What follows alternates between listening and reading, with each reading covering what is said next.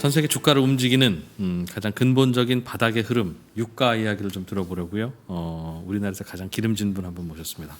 이베스트 투자증권의 최진영 애널리스트 나오셨어요. 어서 오십시오. 안녕하십니까. 뭐 어릴 때부터 기름에 그렇게 관심이 많으셨다고 들었습니다. 그 정도는 아니고요. 해군에서 저 유류 예, 유류 과정에서 썼죠. 네. 그럼 뭐 다 아시는 거예요. 예. 유가는 요즘 많이 내렸는데 결론부터 먼저 좀 들어볼까요? 앞으로 유가 전망은 어떻게 보세요? 일단은 지금은 우리가 바라봤었을 때 유가를 갖다 보면은 당분간은 저희가 기조가 좀 지속되는 게 불가피한 거 아닌가라고 저희는 보고 있고요. 다만 중요한 건 이제 수요겠죠. 네. 분명 오펙 플러스도 감산을 갖다가 이제 안 하기로 했지만은 중요한 거는 수요 자체가 감산을 하더라도 그만큼 더 둔화됐기 때문에 감산을 압도할 정도로 수요가 빠진 거를 갖다가 좀 감안을 하면은 오펙 플러스도 어쩔 수 없이 증산을 한 게 아닌가라고 저는 좀 보고 있고요.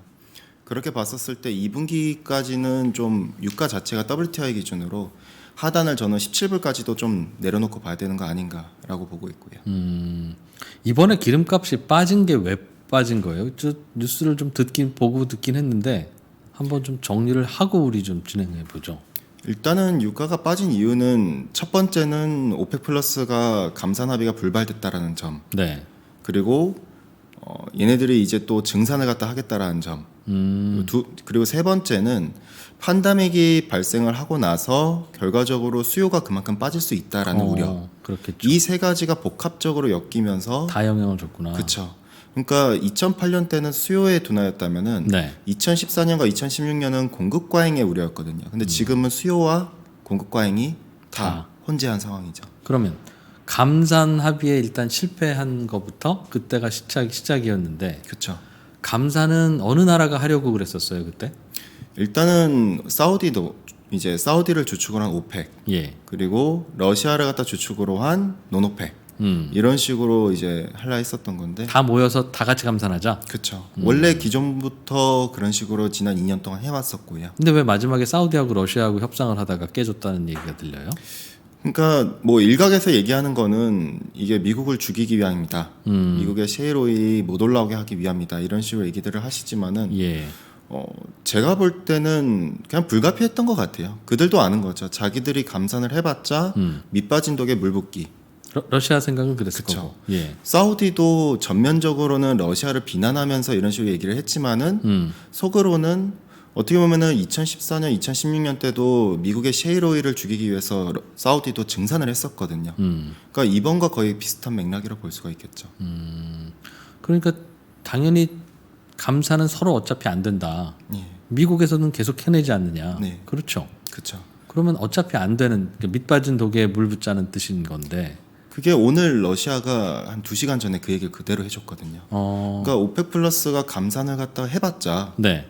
정말 밑빠진 독에 물 붓기다라는 식으로 얘기를 하면서도 다만 우리는 더 많은 국가들이 감산에 나서준다면은 우리도 감산을 할 의향이 있다라는 식으로 얘기를 해줬고 그 말은 더 많은 국가라면 미국까지. 그렇죠. 미국이 무조건 참여해야 되고 이제 노르웨이라던가 브라질 이런 신흥 세력들이 적극적으로 참여를 해준다면은 뭐 자기들도 감산을 갖다가 안 할 이유는 없다라는 식으로 접근을 하고 있는 거고. 다만 산유국들 통제가 잘 안 되니 우리도 감산을 할 이유는 없다. 그렇죠. 그 말이 옳지 않아요? 옳게 사실, 들리지 않아요? 그렇죠. 그게 제일 타당하죠. 어떻게 보면은. 근데 사우디는 그 말에도 불구하고 야 그래도 해라는 거는 어떤 논리로 하자는 걸까요?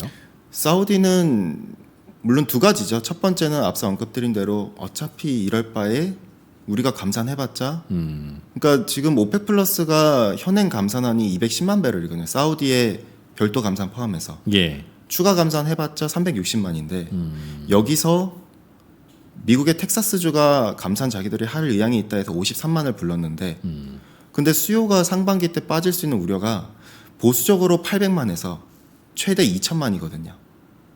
전체 수요 감소. 그게 어느 정도 감소하는 거예요? 옛날에 평이했던 시절의 수요를 100으로 보면 네. 얼마나 될 거라는 겁니까? 대략 못해도 40이 날아가는 거죠. 40에서 45가 날아가는 거죠. 우리 인류가 평소에 쓰던 거에 60%만 쓸 거다. 전체로 봤을 때요. 네. 전체 캐파로 보면은 못해도 30에서 35는 날아가는 부분이죠. 그렇군요. 그러니까 그만큼 증가분으로 치면 그 정도가 날아간다는 건데 그렇기 때문에 감산해봤자 안 되니까 사우디도 어쩔 수 없다. 네. 다 오르면 다 좋지만 그럴 수는 없고 수요가 작으니 예. 이 수요 따먹으려는 쟁탈전이야 어쩔 수 없고 공급자들 사이에서는 사우디도 그 상황을 알지만 그냥 그래도 노력해보자 하다가 설득 못한 거예요. 그렇죠. 설득이 그러니까 과거에도 사우디가 한 2년 동안 감산을 갖다 하다가 네.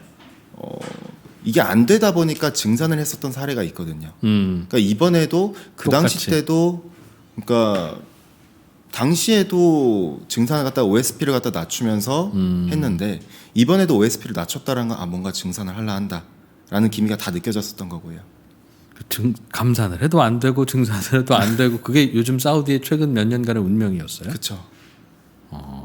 그러면 사우디와 러시아에서 서로 앉아도 그냥 정치인끼리 앉아서 협상하는 게 아니라 너도 석유 전문가 나도 석유 전문가가 만나서 협상했을 텐데 예. 그럼 사우디 입장에서는 참 할 말 없었겠어요. 그렇죠. 야, 사실 러시아가 러시아 말로 야 이게 되겠냐? 너 왜 자꾸 그래?라고 물었을 텐데 참 사우디는 뭐라고 했을까? 뭐 사우디는 일단 회의장 나갈 때는 그런 식으로 얘기했거든요. 오늘의 날을 후회하게 될 거다라고. 러시아 이렇게 뻣뻣하게 나오고 예. 말대답 자꾸 그렇게 한 거 너 후회하게 될 거야. 그래서 러시아를 대상으로 유럽 쪽으로 들어가는 OSP를 상당 부분 내려줬거든요. OSP가 뭐죠? 이제 오피셜 판매 가격이죠. 공식적인 판매 가격. 그 반도체로 치면 고정거래가? 뭐 거의 그렇죠. 네. 그러니까 기존 유가 대비 그거 갖다 더 할인해 주는 거죠. 알겠어요. 그래서 감산이 합의가 안 됐고 예. 유가는 떨어졌는데 심지어는 코로나까지 더 확산되다 보니까 더 떨어졌다. 예. 그러면 이거 끌어올려야 되는 건 사우디도 마찬가지고 그렇죠. 러시아도 산유국이니까 끌어올려야 될 것 같고 그렇죠. 올리면 좋고 예. 방법만 있다면 하고 싶을 거고 그렇기 때문에 러시아가 우리만으로는 안 된다. 남들이 하면 우리도 하긴 할게. 예. 러시아가 계속 합리적인데? 미국의 입장은 어떻습니까? 미국은 이제 자기들 셰일 기업들이 리스크가 크잖아요. 네. 그러니까 물론 2016년보다는 리스크가 낮은 부분이죠. 당시에 지금 현재 셰일 기업 40곳 중에 부채 비율이 이제 한 100% 언더하는 기업들이 38곳인데 네. 과거 2016년만 하더라도 17곳이었거든요. 그러니까 그만큼 부채 비율은 낮춰놨죠. 근데 문제는 유동 비율이죠. 러시아가? 아니요, 미국이요. 미국이? 셰일 기업들. 예. 유동 비율이 과거나 지금이랑 똑같다 보니까 상당 부분 유동 비율이 낮다 보니 이게 나중에 저유가가 장기화될 경우에는 디폴트가 세게 날 수가 있거든요. 그렇기 때문에 미국 쪽의 입장은 어떻게든 압박을 넣으려는 거죠. 사우디도 압박 넣으려는 거고 러시아도 제재를 갖다가 한다 만다 이런 얘기들이 나오고 있는 거고요. 러시아가 유럽 쪽으로 가스관 직결 공사를 좀 하려고 하는데 네. 지금 우크라이나 거쳐가는 가스관이 하나 있지만 네. 독일 쪽으로 다이렉트로 보낼 수 있는 가스관 하나 더 만들려고 하는 걸 예. 미국이 야 안 돼 이러면 러시아랑 유럽이랑 너무 친해지면 우린 싫어. 그렇겠죠. 그래서 제재를 한다면서요. 예, 그것 때문에 뭐 일부에서는 그래서 러시아가 화난 거 아니냐 네. 이런 식으로 접근하신 분들도 계시고요. 그 말이 정설이에요? 아니면 최진영 의원 입장에서는 좀 다른? 제가 볼 때는 뭐 사실 어떤 게 정설이라고 보기 어렵고 저는 단지 지금 현재 팩트 결과만 놓고 봤을 때는 네. 단순하게 그것 때문에 자기들이 저런다는 거는 실리에 안 맞거든요. 정치인들은 실리로 움직이잖아요. 결국엔 그 나라 경영자 이제 운영자들도 실리에 따를 텐데 네. 그렇게 했을 때 자기들이 받는 타격이 더 클 텐데. 러시아가? 그렇죠. 그렇기 때문에 그걸 위해서 저유가를 만들었다라고 보기에는 좀 어렵다고 보고요.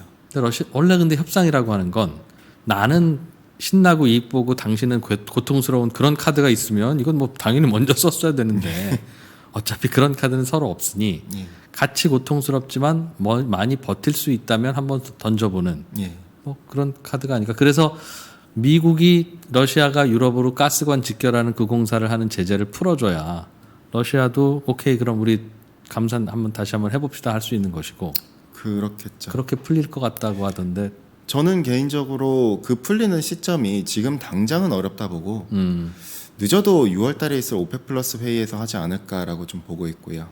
그 이유는 뭐예요? 일단은 2분기 때 지금의 사태가 이걸로 인해서 수요가 둔화된 거는 맞잖아요. 그럼 여기서 더 감산을 해봤자 효과가 유가에 미치는 영향은 없거든요. 어차피 그래도 좀 지금보다는 올라가진 않아요. 지금보다 올라가봤자 과연 자기들의 BEP를 맞추는 수준일까? 아, 어차피 망이다. 그렇죠. 그렇기 때문에 그걸 감안을 하면은 지금보다는 지금 사태가 좀 완화 국면에 들어가는 좀 2분기 말 때쯤이야 자기들도 이때쯤이면 우리가 뭔가 액션을 취해도 되지 않을까라고 이제 생각을 하게 될 수 있습니다. 수요가 이렇게 망가진 때는 뭘 해도 안 되니 그쵸. 괜히 카드만 낭비하지 말자. 예. 그래서 6월까지는 그럼 그 사이에는 수요가 갑자기 좋아질 리가 없을 테니까. 그렇죠. 누가 봐도 이거는 지금 수요가 깨지는 건 훤히 보이잖아요. 그런데 그럼 지금이 한 WTI 기준으로 23불, 4불, 5불 뭐 왔다 갔다 하는데 예. 10 몇 불? 10불? 저는 최악의 경우에 17불까지도 내려갈 수 있다라고 보고요. 물론 정말 안 좋게 보시는 분들은 10불까지도 보시더라고요. $10. 예. 그거는 왜 그런 예상을 하는 거예요? 그러니까 그만큼 수요가 더 악화될 것이다라고 좀 접근하죠. 지금보다 더 안 쓸 것이다 기름을. 저는 기본적으로 상반기 때 800만까지 수요가 깨질 거라 보는데 정말 안 좋게 보신 분들은 1,500만 네. 외사들 같은 경우에는 오늘 러시아가 얘기한 거는 2,000만 정도로 얘기하고 있고요. 뭐가 2천만이에요? 수요가 깨지는 부분. 줄어드는 정도가. 예. 그럼 석유 시장은 제가 잘 몰라서 어떻습니까? 수요는 분명히 줄어들고 예. 그러니까 공급이 100인데 지금 수요가 70이라는 얘기잖아요. 네네.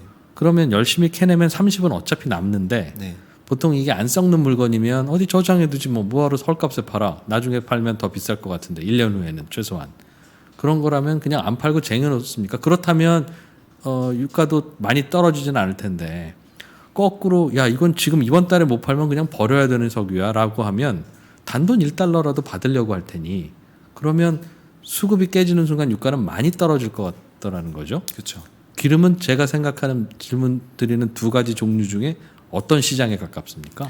글쎄요. 근데 그 둘 중에 어떤 시장을 보기에는 저는 조금 제가 답하기는 어려울 것 같고, 근데 이제 쟁여놓으면 괜찮지 않을까라고 보시는 분들 계시더라고요. 근데 결국엔 캐파가 있거든요. 쟁여놓을 수 있는 한계. 그렇죠.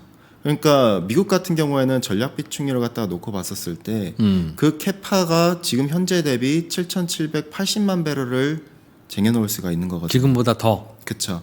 근데 그렇게 해도 예. 일평균 250만 배럴이거든요.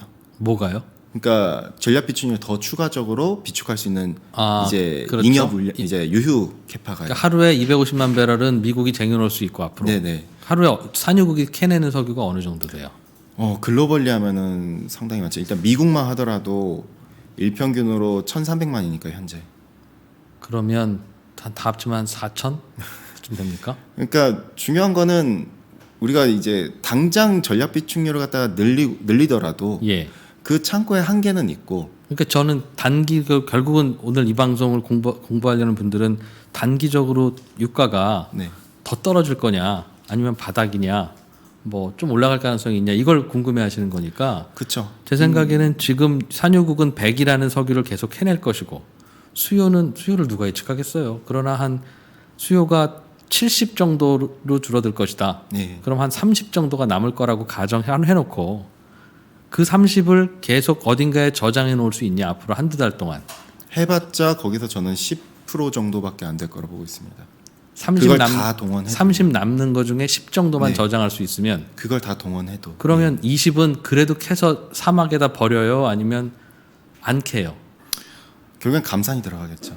그러니까 자연 감산이죠 사실상. 그러니까 일부 국가들이 도태가 되겠죠. 그래요. 근데 대신 그 속도는 굉장히 더디겠죠. 그러면 안 캐게 되면 수급이 결국은 또 맞겠네요. 그거는 이제 장기적으로 봐야 되는 부분이죠. 아. 지금 당장 우리가 봤었을 때 단기적으로 이게 유가의 바닥이냐를 놓고 봤을 때는 그거는 사실 무의미한 부분이죠. 그러면 지금은 야 이거는 캐서 단돈 2달러라도 배럴당 2달러라도 팔아야 되는 거야. 지금 그래도 유가가 25불이니까 지금이라도 팔자. 어쩔 수 없죠. 그런 공급 초과 공급이 여전히 남아 있다는 거군요. 그러면 내려가는 건 당연한데요. 그 계산을 너도 하고 나도 한다면 이 가격 아닐 것 같은데. 그러니까 어떻게 전망해야 되는 거예요? 기름 시장은. 그래서 사실 지금같이 수요가 이렇게 급격하게 빠질 때는 네. 사실 가격 예측이라는 게 되게 굉장히 무의미하거든요. 그래서 저희는 과거의 사례를 갖다 놓고 봤었을 때 그거의 기준을 갖다 잡아서 밴드를 갖다 측정을 하는데, 근데 지금은 놓고 보면은 저는 이제 17불이라고 말씀드린 거는 과거 사례 때 수요가 정말 많이 무너졌었을 때를 감안해서인 거고, 물론 제가 예상한 것보다 더 내려갈 수도 있겠죠. 분명 저는 지난달만 하더라도 최저가 25불까지다라고 좀 접근을 했는데 네. 예상보다 더 깨지는 게 수요가 악화되는 게 더 심화되고 있으니까요. 사우디도 저장 시설이 있겠죠. 러시아도 저장 시설이 있죠. 사우디가 훨씬 더 풍부하죠. 근데 그 재고도 꽤 많이 늘었었다고 들었어요. 뭐 정확한 제가 숫자나 이런 걸 기억하지 아직은 그 못하지만. 정도까지는 아닌데 저도 정확한 수치가 기억이 나진 않는데 일단은 사우디는 충분히 더 이제 비축률을 갖다가 늘릴 만한 재력은 있죠. 그러나 공급 초과가 더 많아서 그렇죠. 수요 감소가 생각보다 커서 그렇죠. 싸게라도 팔려는 산유국 물량이 꽤 있을 것이니 저는 어쩔 수 없다라고 보고 있습니다. 그래서 조금 더 지금보다 더 아래쪽. 예. 다른 의견들은 지금보다 더 아래쪽 보는 분들이 꽤 많아요. 아니면 어떻습니까? 제가 국내에서 보신 분들은 어떻게 보시는지 모르겠지만은 뭐 해외 IB들 쪽만 하더라도 최악의 10불, 어떤 것은 18불, 어떤 것은 뭐 10불이 깨질 수도 있지 않을까라고 우려하시는 분들도 계시고. 있고 그게 소수 의견이 아니라 그렇죠. 대다수가 일반적으로 10에서 20을 갖다 레인지를 깔고 가더라고요. 그래요? 예. 근데 지금 25면 아래쪽 하방 압력이 더 큰 거네요. 아무래도 조금 우려가 큰 부분이 있죠. 왜냐하면 원자재는 결국 주가가 아니거든요. 결국에는 그 안에는 상업 포지션들도 있다 보니까 네. 실물 거래자들도 있잖아요. 그러니까 그러다 보니 굉장히 좀 우리가 접근을 할 때 원자재는 경기를 갖다가 동행하던가 후행하기 때문에 네. 주가랑은 조금 접근을 할 때 조심스럽게 접근해야 될 필요가 있죠. 주가 반등하고 난 후에라도 오르면 그쵸. 오를 것이다. 예. 그래요. 그래서 오일값이 떨어지면 주가 떨어지는 이유는 미국의 셰일 오일 업체들의 신용 문제와 연결되는 그 충격. 예. 그거는 연준이 대강 해결을 좀 해줬다면서요. 그렇죠. 트리플 B 쪽 같은 경우는 어느 정도 해결을 해줬는데 신용 등급을 문제는 그 밑에 단 애들이죠. 물론 그 밑에 단에 있는 신용 등급의 정크본드 쪽 같은 경우는 일부 파산은 불가피하겠죠. 저희도 네. 접근을 했었을 때 2016년만큼은 아니더라도 전년 대비 이제 일부 증감 불가피하다. 네. 작년에 대략 한 280억 달러 규모가 파산을 했는데 이번에는 그것보다는 좀 더 증가가 불가피하다. 그래서 사실 주식 시장도 보면은 어제도 보면은 이제 일부 대형 셰일 기업들은 주가가 괜찮았는데 네. 반대로 유동 비율이나 부채 비율 리스크가 좀 높은 애들인 경우에는 주가 오히려 더 내려갔거든요. 맞아요. 연준이 구제하겠다고 하는 게 우량 채권까지니까 그렇죠. 그 셰일 오일 업체 사이에서도 그 그게 경계선이 좀 있겠네요. 그러면서 그러니까 재편이 불가피한 것 같아요. 그러니까 2016년에도 재편이 한 번 됐는데 이번에도 셰일 기업들끼리 M&A가 나중에는 재편이 불가피하지 않을까. 거기서도 그렇기 때문에 오늘도 미국에서 이제 전략 비축이 원래 매입 계획을 있었는데 그거를 갖다가 취소했거든요. 안 산다고요? 예. 왜요? 그러니까 뭐 이유는 정확히는 모르죠. 그쪽에서 얘기한 건 이유는 모르겠지만 제가 볼 때는 이게 취소한 게 어쨌든 트리플 B까지는 막아줬으니까 부도가 나는 걸 그 밑에 단은 그럼 재편이 되는 거 아닌가. 미국 정부도 정리될 건 정리돼야 된다고 본다 이거죠. 충격 없이. 그쪽은 완벽한 시장 경제 논리로 접근을 하다 보니까요. 네. 그렇군요. 요즘 사우디하고 미국과의 관계는 어떤 사이입니까? 즉 추측하기로는 그런 어떤 국제적인 역학 관계는 많이 안 좋아하신다고는 들었는데 되게 불편한 관계겠죠. 일단은 폼페이오 국무장관이라던가 이쪽에서 다 트럼프 대통령도 어제 또 그랬고 계속 개입을 갖다가 한다라는 식으로 얘기가 나왔는데 물론 그 개입이 뭐 미국 공화당 쪽에서는 외교적 압박까지도 해라, 제재까지도 사우디를 해라 라는 식으로 얘기를 해줬는데 과연 그게 나올 수 있을까에 대해서는 저도 사실은 이게 정치적 영역이다 보니까 네. 예전에는 미국하고 사우디는 사이 아주 좋아서 그렇죠. 미국이 사우디한테 우리가 러시아 좀 견제해야 되니까 러시아 저 친구들은 유가 떨어지면 좀 고통스럽다. 사우디 당신들이 좀 부담스럽더라도 유가 좀 내려보자. 그러면 뭐 알겠다고 하고 내리고 그러지 않았어요? 그렇죠. 그게 대략 제가 알기로 냉전 때인데 근데 지금은 모르겠어요. 그러니까 지금은 사우디도 부담스러운 게 미국이라는 경쟁자라는 게 있으니까요. 네. 이제 미국이 경쟁자잖아요. 지금은 이제. 그래서 예. 거기서도 서로 같은 편 먹고 하는 건 없다 이거죠 이제는. 알겠습니다. 고민하시는 게 이 오일 가격 떨어지면 미국의 셰일 오일 업체들의 신용 위험 생기는 걸 텐데 거기에 대해서는 이제 많이 안정됐다 정리되더라도 주가나 혹은 금융시장에 미치는 영향은 적다고 판단하시는 겁니까? 저는 개인적으로 그렇게까지 이제 전반적으로 흔들기에는 좀 제한적이지 않을까. 연준도 정책의 대응이 과거보다 정말 빨라지지 않았는가라고 볼 수가 있겠고요. 알겠어요. 그러면 그 걱정은 잠깐 미뤄두고 요즘 원유 선물 뭐 ETF 이런 거 처음으로 손대는 분들도 꽤 있을 네. 거예요. 주가 내려간 만큼 기름값도 너무 내려갔으니까 네. 어차피 언제 회복될지는 그건 잘 모르는 거고 예. 그러나 멀리 보면 회복될 거라고 생각해서 요즘 삼성전자 사시는 분들도 그런 마음이고 몰라 더 떨어질지 몰라도 반은 일단 지금 주식 사놓자 더 떨어지면 나머지 반 사더라도 그거 10년 후에는 원래 제자리 가 있겠지 다들 이제 단기로는 너도 나도 어차피 모르니 그런 생각으로 들어가실 거라고요. 예. 아마 유가도 그런 생각으로 아마 더 내려가는지 뭔지 하여튼 지금 많이 싸니까 사둘랜다 하는 분들 많을 텐데 그렇죠. 지금 사실 지난 한 달 동안 계속 그런 질문 많았거든요. 지금 이제 레버리지 들어가도 되느냐. 네 원유 레버리지 예. 그래서 제가 근데 항상 말씀드리는 게 지금은 원자재 만약에 ETF를 하신다면은 네. 그냥 에너지는 아예 손을 떼고 보자. 더 많이 내릴 수 있으니까 지금보다 그러니까 리스크가 그만큼 하방 압력의 리스크가 상존해 있는 상황에서는 무엇을 하더라도 변동성이 크다 보니 이게 우리가 쉽게 이익을 갖다 나기에는 어려운 구간일 수 있다라고 보고 있거든요. 알겠어요. 그게 그러면서도 이 금융상품에 대해서 물어보는 건 원유 선물 ETF라고 하는 건 어떤 겁니까? 유가가 지금보다 10% 오르면 그것도 10% 오르는 거기에 레버리지 곱하기 2면 2배고 그런 거예요? 그렇죠. 물론 이제 일부 상품마다 괴리율이 조금 어느 정도는 있긴 하겠지만은 그런 구조라고 봐주시면 되겠고요. 거기에 인버스 붙었으면 거꾸로 내려가는, 움직이는 예. 거고. 근데 그 괴리율이라고 하는 것도 사실은 제대로 못 따라가거나 또 오차가 크다는 거니까 그렇죠. 그거는 어느 정도 됩니까? 뭐 국내에도 제가 알기로 원유 ETF가 있는 걸로 알고 있는데 일단은 유가가 30% 빠졌었을 때 예. 그때만 하더라도 레버리지 들어가신 분들이 손실이 근데 이게 LP 때문에 문제였는지 저도 정확히 어떤 문제 때문이었는지 모르겠지만은 괴리가 굉장히 많이 났더라고요. 실제로. 그 말이 무슨 말이죠? 그러니까 실제 유가는 30%가 빠졌는데 네. 근데 예를 들어서 일반 이제 올라가는 거에 베팅한 예. 그냥 유가 ETF 면, ETF였다면 그냥 그것도 30% 똑같이 먹어야 되는데 30% 30% 빠졌어야 빠져야 되는 거죠. 근데 빠졌어야 30% 되죠? 빠져야 되는데 괴리가 어느 정도 발생했다 보니까 그것만큼은 안 빠졌던 경우가 있더라고요. 저도 왜 그런지를 갖다가 조금 찾아보지는 않았었고요. 되게 그럼 괴리라는 건 실제 유가보다 둔하게 반응한다는 뜻인가 봅니다. 그러니까 오를 때도 둔하게 오르고 내릴 때도 둔하게 내리고. 예.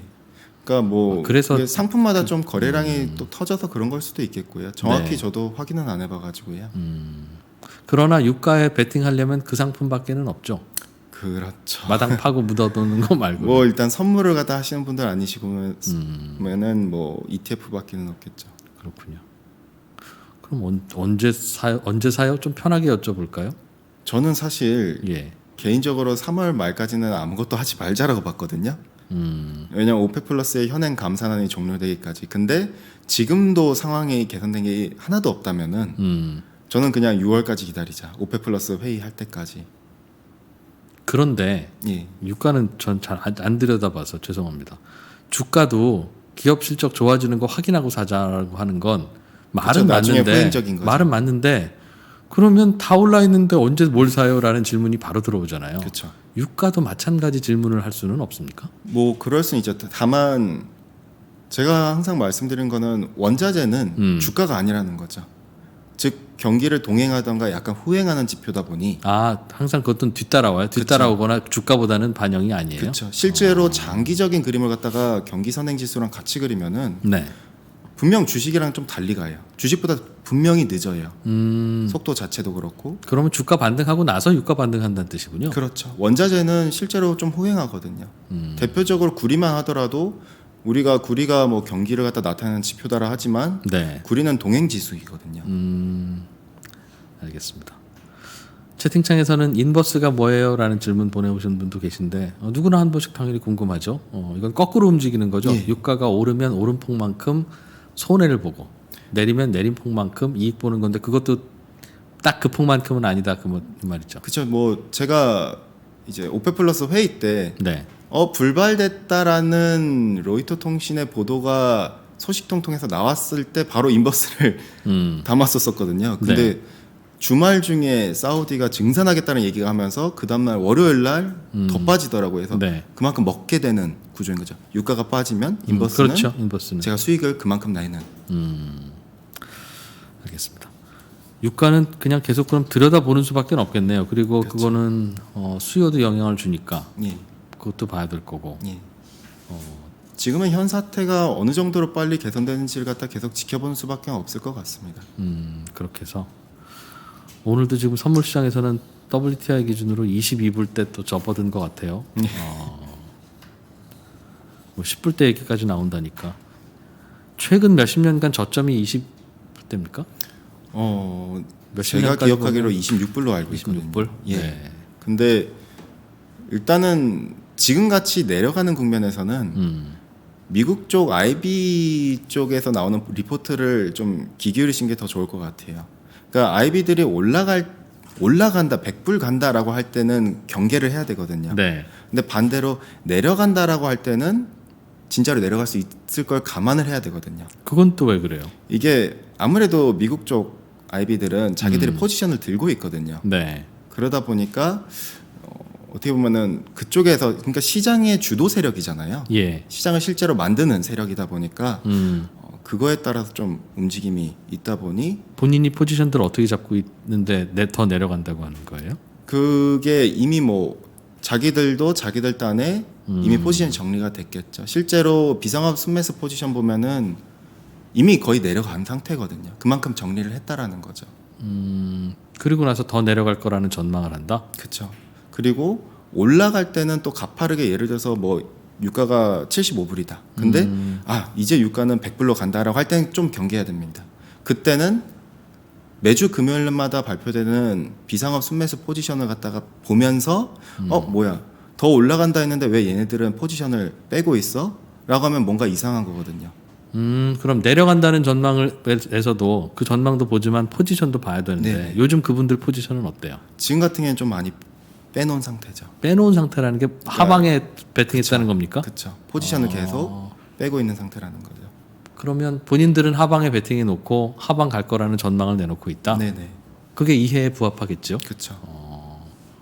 그러니까 제가 그동안 계속 봐왔었을 때 움직임이 거의 비슷하게 그런 식으로 많이들 와왔었거든요. 그래서 만약 투자하시는 분들, ETF에 투자하시는 분들 계시면은 금요일마다 발표되는 그 투기적 이제 지표를 갖다가 참고를 하시는 부분이 좀 더 도움되지 않을까라고. 그럼 그들의 의도가 맞는 가능성이 높아요? 지금 같은 상황에서는 항상 그들의 포지션이 옳더라. 그 포지션이 저는 옳다라고 봤었거든요. 왜냐하면은 그만큼 시장을 갖다 만드는 세력이고 시장을 갖다 움직이는 세력이니까요.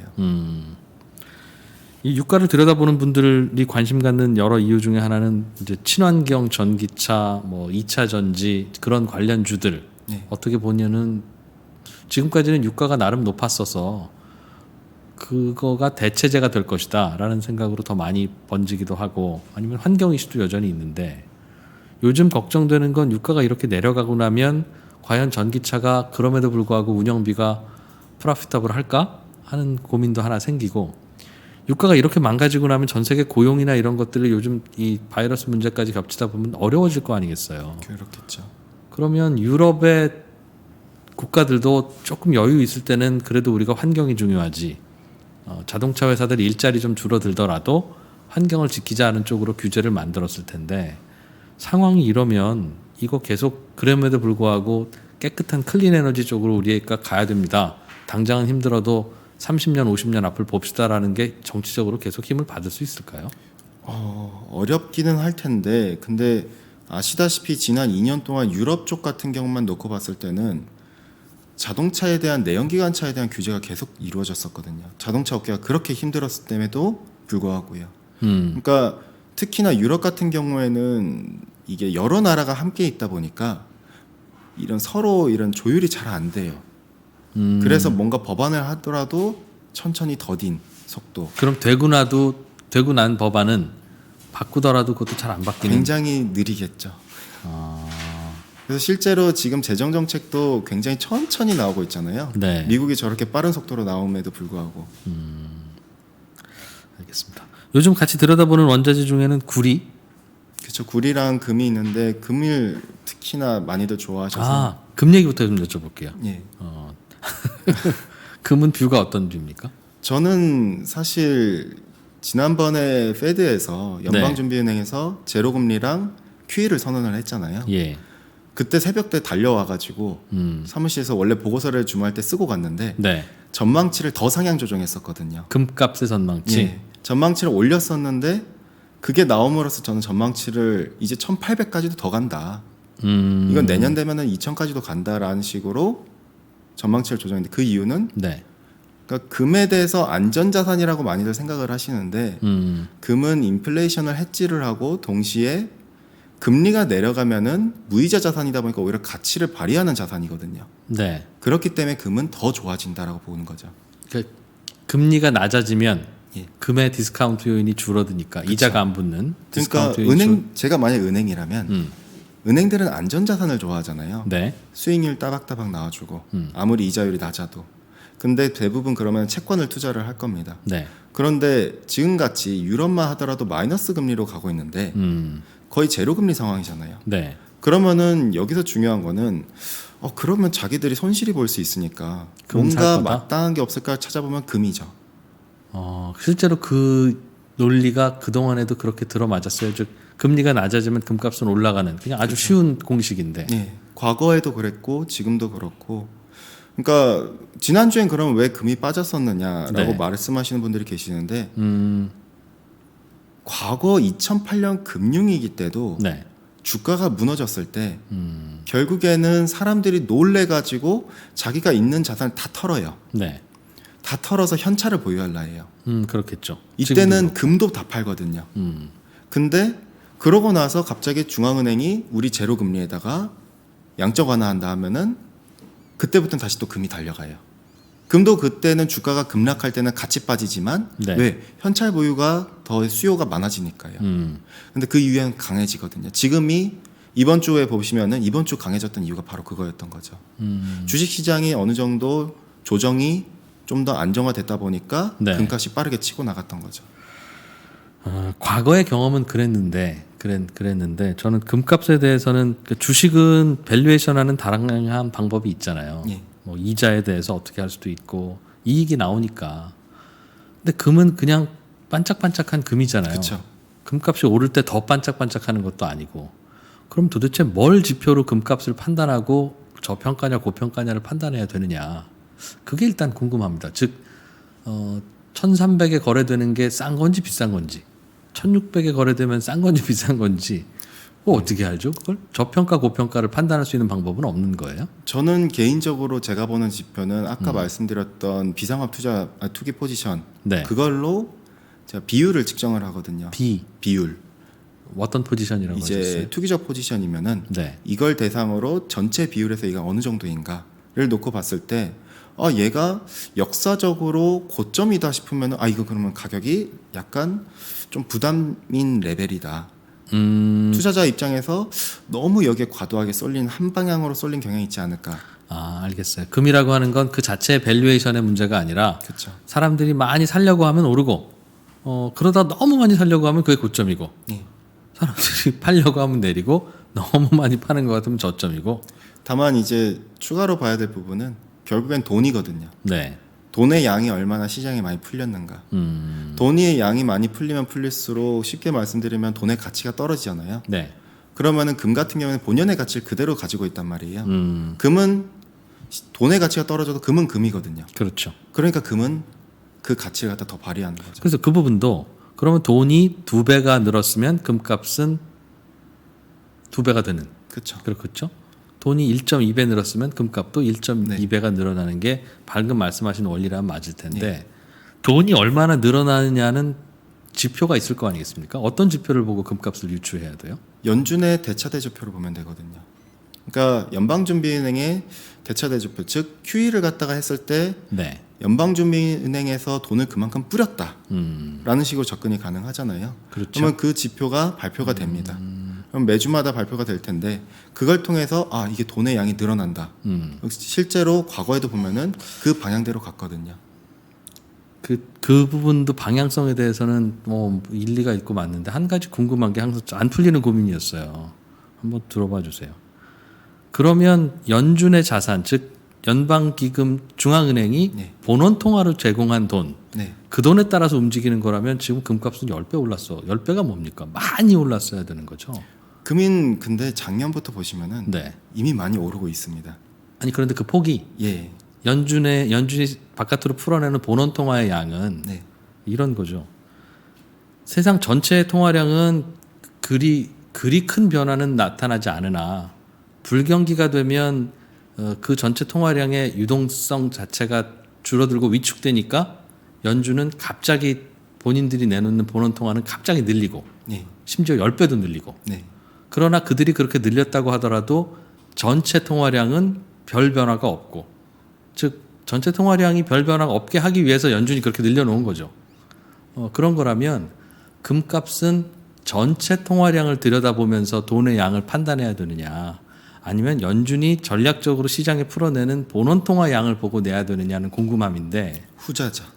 후자 쪽이라면 본원 통화량은 10배도 늘기도 했어요. 글로벌 금융위기 네. 때. 그리고 요즘도 그래서 더 그때 늘죠. 3년 동안 네. 금은 900달러였는데 그 당시 때 네. 당시에 1,800달러까지 갔거든요. 그러니까 10배가 늘었는데 네. 왜 2배만 올라가느냐. 근데 이거는 단순하게 또 돈의 양만 또 볼 게 아니라 결국엔 물가도 같이 봐주고 금리도 봐줘야 되거든요. 그래서 그러니까 본원 통화량은 10배가 늘었는데 금값은 2배만 올랐다면 어떤 분은 그러니까 금이 지금 저평가다. 10배 올라야 되니까. 그렇게 그렇게도 주장할 볼 수 수도 있는데 아니다. 다양한 이슈가 있다. 그러니까 그렇다면 이거 그럼 금은 뭐 저평가예요, 고평가예요 이걸 어떻게 판단하지? 이제 그 고민인 거예요. 뭐 사실 그 평가의 기준에 대해서는 주식처럼 접근하기는 어렵죠. 근데 다만 저희가 보는 거는 결국에는 저희가 주요 지표를 갖다 딱 말씀드리자면은 첫 번째는 아까 말씀드렸던 연준의 대차대조표. 네. 두 번째는 결국엔 금리죠. 과연 금리가 얼마나 내려가는가. 정책 금리도 봐야겠지만은 실질 금리를 갖다가 더 중요하게 봐줘야 되겠죠.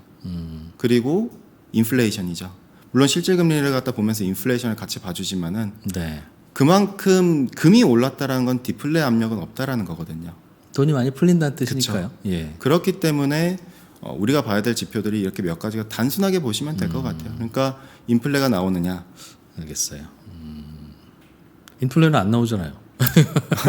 근데 이제 저희가 바라보는 인플레 같은 경우에는 인플레가라는 게 영향이 여러 가지가 있잖아요. 유가만 단순히 놓고 봤을 때 인플레이션 안 나오는 건데. 네. 근데 지금 연준의 조치만 놓고 보면 인플레이션이 조만간 나온다라고 사람들이 지레 짐작할 수 있는 거고요. 알겠어요.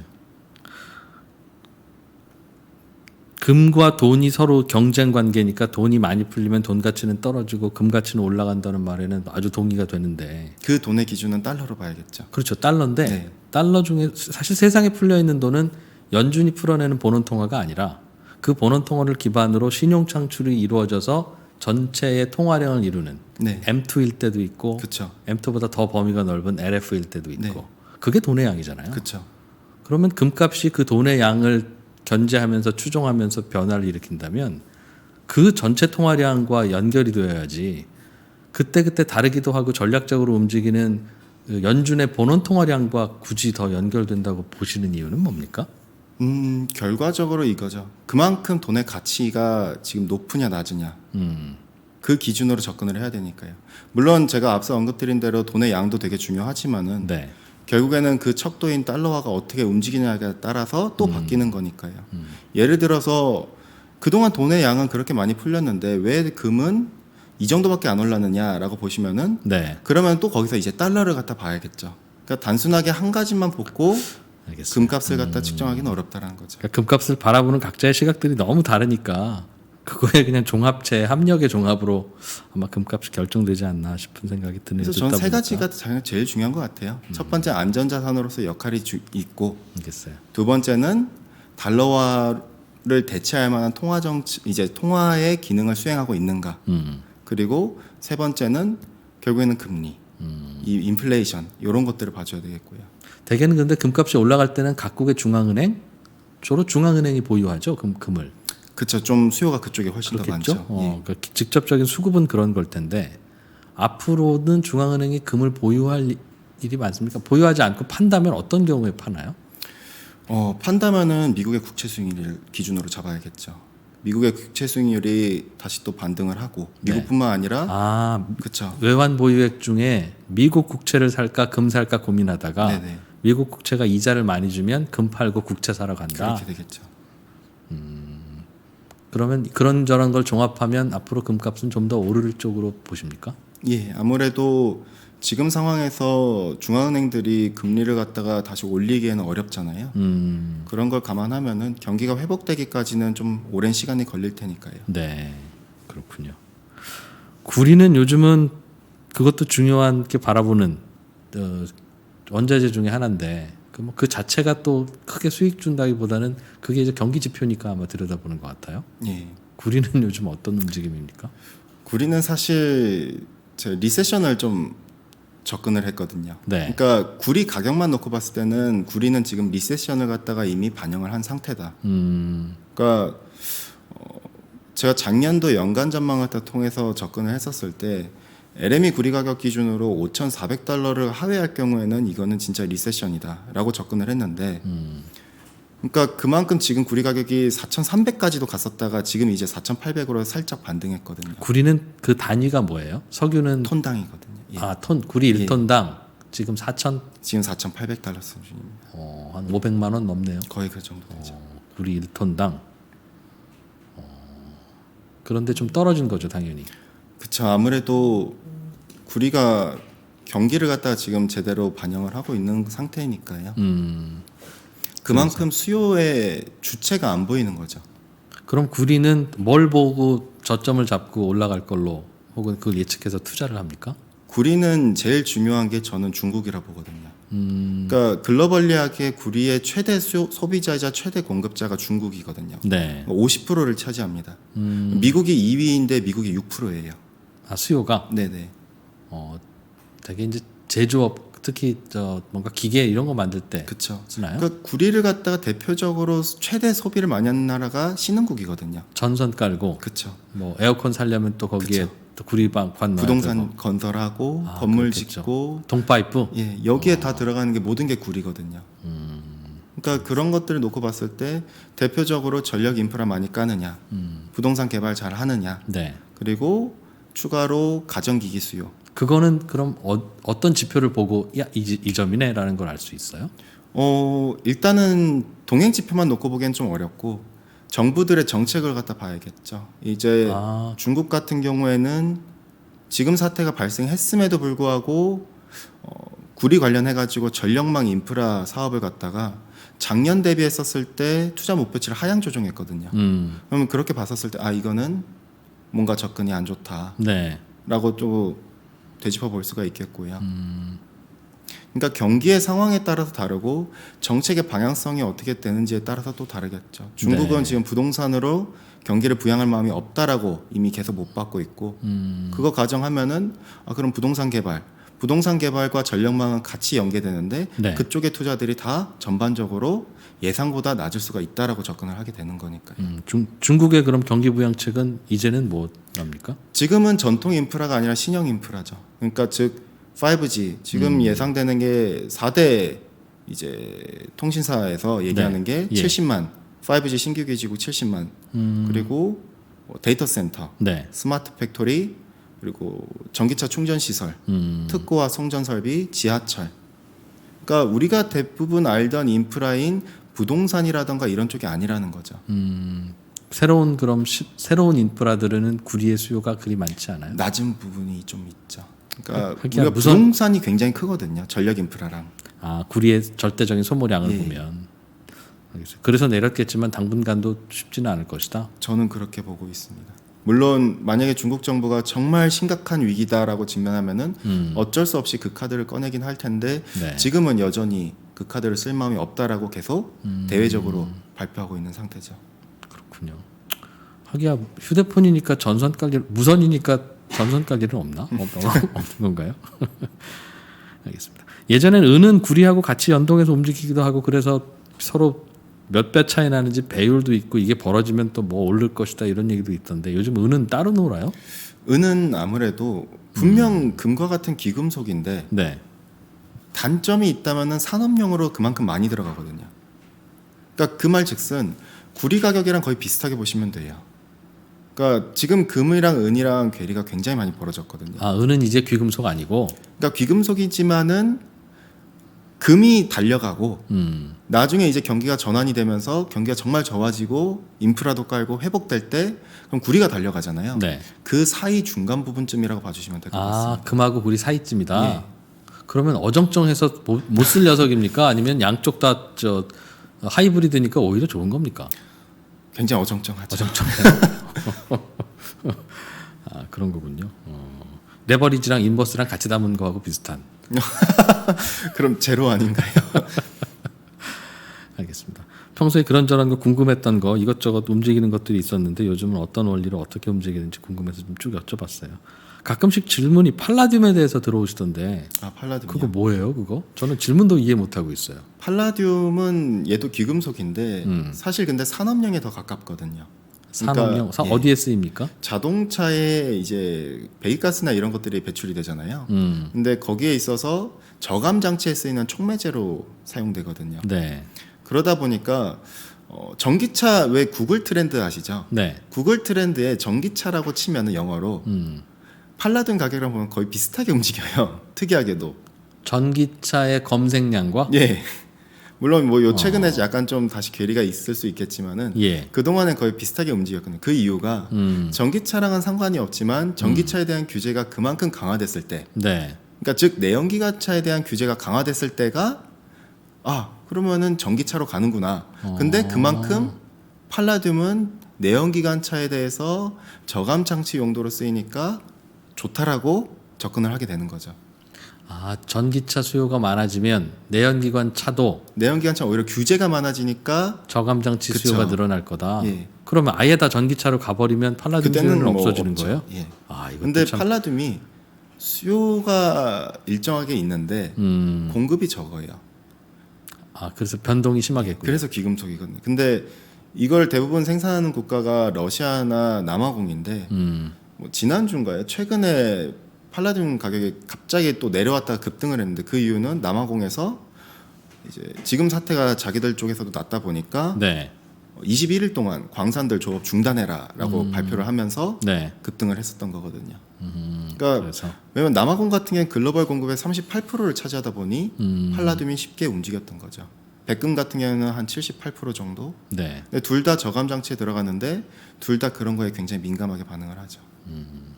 원자재 쪽으로만 포트폴리오나 만들어 보겠다. 지금 100만 원이든 100억 원이든 100원이든 있는데 원자재로만 포트폴리오 만들면 살만한 거 뭐예요? 지금 어떻게 조언하세요? 그런 저는 한다면은 금 쪽으로 더 비중을 크게 두겠죠. 일단 금에 대한 비중을 훨씬 더 많이 좀 비중을 두고 에너지 쪽 같은 경우에는 사실 구리보다는 에너지 쪽을 갖다 조금 더 많이 두는 수준으로 그 정도로 유가 선물 예. 그러니까 금 오를 가능성이 제일 높게 제일 보시는군요. 확실히 높다고 보고 있고요. 그거 사람들이 잘 모르나 봐요. 금 좋아질 걸. 그러니까 그 가격 안 가 있겠죠? 금은 근데 지금 상황에서는 조정은 맞아요. 왜냐하면 결국 다른 자산들이 주식도 그렇고 같이 다른, 많이 빠졌으니까. 안정될 때가 가장 금은 매력적일 때죠. 아, 그럼 그럴 때도 금도 같이 빠진다. 그러니까 조정을 받을 때 금도 같이 빠져요. 그러니까 결국에는 마진콜이 나오거든요. 그러니까 현금 수요가 많아지니까 이것저것 다 파는 거죠. 그러니까 그런 패닉셀에서는 금도 어쩔 수 없이 어쩔 수 빠지는 게 없죠. 맞는데 그 예. 국채 가격도 심지어 빠지고 금리 그렇죠. 튀니까요. 모든 자산들이 그때는 패닉이니까. 그런데 그때 하고 또 주가 내리거나 부동산값 내리는 건 또 패닉셀 같은 건 아닌 경우 있잖아요. 슬슬슬 빠질 때. 그때 금도 슬슬슬 빠지는 그런 성격입니까? 그때는 아니죠. 그때는 이제 결국에는 금리에 따라서 또 달라지겠죠. 알겠습니다. 원자재가 어려워요. 그냥 눈으로 딱 보이는 녀석 오르는 거 아니면 내리는 거고 사실은 완전히 수요 공급 말고는 다른 밸류에이션도 없는 친구들인데 다. 사실 원자재는 탑다운도 중요한데 바텀업도 중요하잖아요. 왜냐하면 결국 수요자가 어떻게 움직이는지에 따라서 또 바뀌니까요. 네. 그거를 다 조화롭게 좀 한 가지만 볼 게 아니라 그래야 제가 되겠어요? 아까 금도 뭐 통화량 뭐 이렇게 얘기했지만은 단순히 그게 아니라 달러, 금리, 물가 이걸 다 종합적으로 봐야 되니까요. 알겠습니다. 금값이 조금 저평가된 것 같고 예. 유가는 장기적으로는 오를 것 같으나 당장은 손대지 마세요. 저는 요즘도 그런 연락이 받는데 네. 지금은 그냥 손대지 마시라고 제발. 예. 아니 위험한 건 알지만 지금 같은 때 안 사면 돈 언제 버노 이제 이런 그래서 생각을 가진 저는 질문이죠. 차라리 예. 지금 위험한 건 다들 알잖아요. 예. 위험한 거 아니까 그러면은 단순하게 그럼 보자고 하거든요. 그러면 안전자산 뭐냐? 금이다. 그러면 여기 지금 물가가 지금 통화량이 이렇게 많이 풀리고 그다음에 QE도 하고 있고 거기다 회사채도 저렇게 매입을 확대하고 있고 거기다 금리까지 다 내려가면 그럼 뭐냐? 이러면 금밖에는 답이 없다라는 거죠. 지금 현재 원자재 안에서의 포트폴리오만 놓고 보면은 저는 그렇게 대답드리거든요. 알겠습니다. 오늘은 이디온에도 자주 나가세요? 저희 저희 하우스다 보니까요. 이베스트 투자증권의 최진영 애널리스트 모시고 최근에 커머디티들 원자재 이런저런 것들 쭉 한번 또 공부해봤습니다. 다음에도 또 한번 적절한 시점에 유가 얘기 좀 들어보려고 저희가 또 모실게요. 오늘 도움 말씀 유익한 말씀 많이 들었습니다. 고맙습니다. 잘 들었어요? 감사합니다. 네.